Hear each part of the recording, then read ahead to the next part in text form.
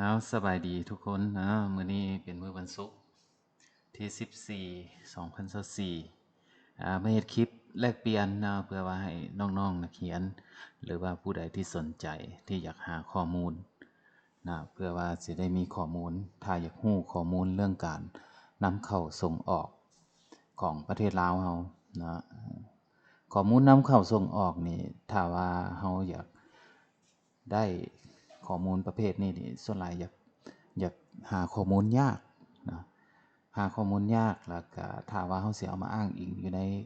การเขียนเอกสารเขียนงานวิจัยอย่างต่างๆนี่ก็ค่อนข้างจะยากนะ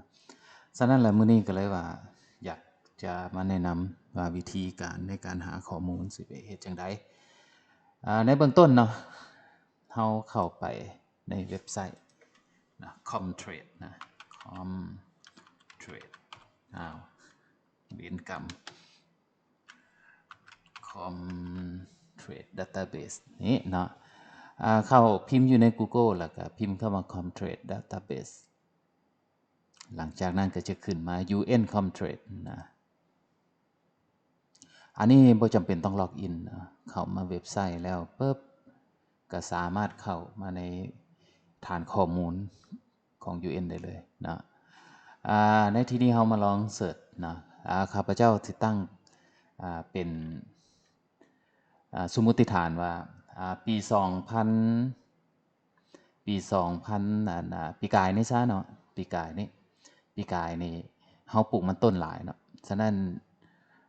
มันต้นนี่สร้างรายรับให้ประเทศชาติเฮานี่หลายส่ำใดเดี๋ยวสิลองมาหาลองเบิ่งannual เอา2,000export เนาะโดยทั่วไปเนาะสิเว้าให้ฟังก่อนหน่อยนึงโดยทั่วไปเนี่ยถ้าเฮาเอาข้อมูลexport ของลาวมันบ่ค่อยจะมีปานใดเพราะว่าลาวเฮาบ่ได้เข้าข้อมูลอยู่ในฐานข้อมูลของเขาเจ้านะฉะนั้นเฮาต้องเอาข้อมูล import ของประเทศอื่นนะ import นะสินค้าเนาะ total community สินค้านี่เฮาเอากาสวะกาสวะมี2รายการอยู่ในนี้นะกาสวะแม่นมันต้นเนาะภาษาอังกฤษเดี๋ยวค่อยแปลงเติมนะอันเลือกประเทศนะประเทศนี่เอาทุกประเทศนะแต่ว่าคู่ที่เป็นคู่ส่งออกประเทศที่อันส่งสินค้านี่แม่นเอาลาวนะปีเฮาเอาปีล่าสุดนี่แหละ2023เนาะอยู่ในนี้มีแต่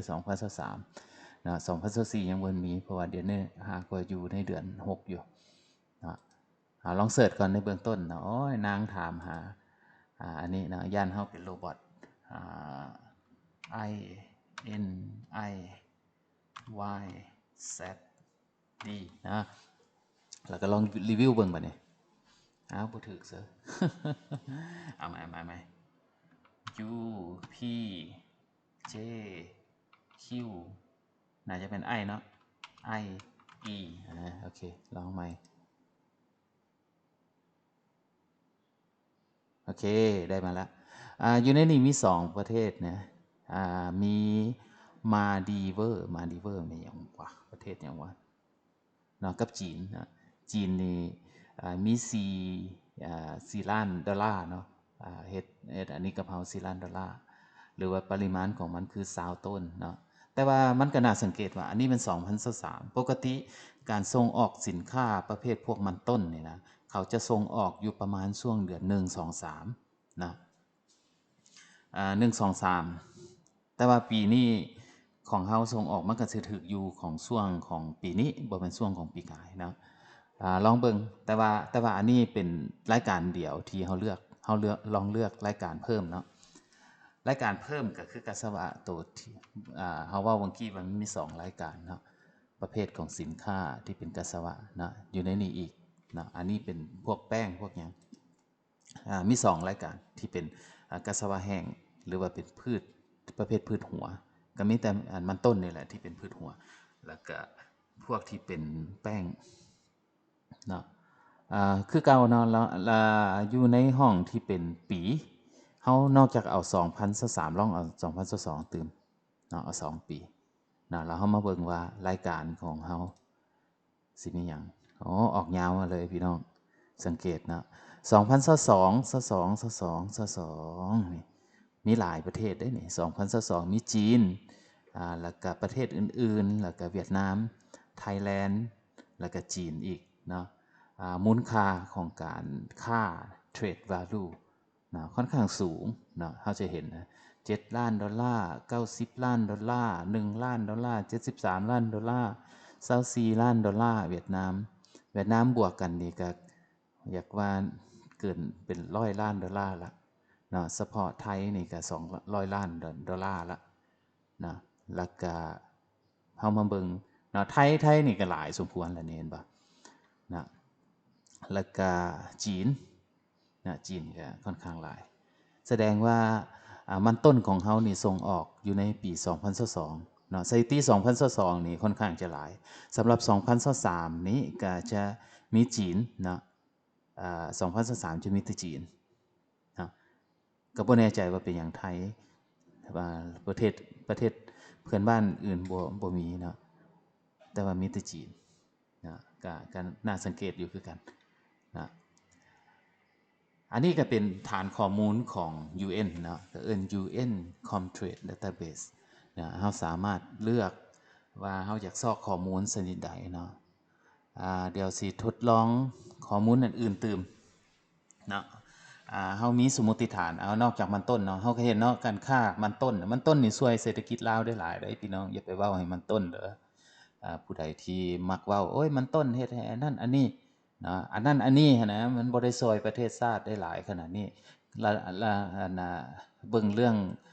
มูลค่าการค้าเนี่ยหลายล้านดอลลาร์เนาะสินค้านะเงินมันต้นนี่มันต่างกับอันอื่นมันต้นนี่เงินที่มีการซื้อขายเนี่ยมันไปหมดทุกครอบครัวไปแต่ละบ้านกระแจกกระจายอยู่นำบ้านประชาชนเนาะคันเฮาไปเบิ่งไฟฟ้ามันก็เข้าไปหาแต่นายทุนแต่ว่าอันนี้ไปทุกบ้านเนาะเดี๋ยวเฮามาเบิ่งอีกว่ารายการสินค้าเอาลองกาแฟเบิ่งนะกาแฟนี่มันจะมีหลายชนิดของอันประเภทคอฟฟี่นะอยู่ในนี่มันมีหลายเห็นบ่คอฟฟี่ค่อนข้างจะหลายรายการที่เกี่ยวข้องกับกาแฟโอ้ยซอกยากเอา vegetable ซะเนาะ vegetable vegetable อันนี้ก็ค่อนข้างจะเป็นหลายชนิดนะเอาลอง fresh vegetable ของเรา2023มีหลายปานใดนะโอเคเฉพาะผักนี่ก็บ่โทเนาะก็บ่แม่นน้อยๆเด้พี่น้องผักนี่ก็ได้เนาะมูลค่าเวียดนามเนาะโอ้ผักอีกว่าส่ง